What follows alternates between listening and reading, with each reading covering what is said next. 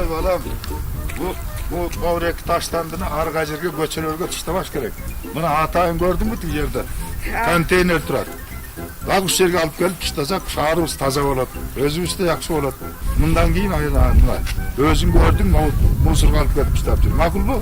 Урматтуу Нарын шаарынын тургундары, достор, бөбөктөр, айлана чөйрөгө, контейнердин сыртына таштандыларды таштабайлы, өсүп келе жаткан жеткинчектерди маданияттуулукка үйрөтөлү.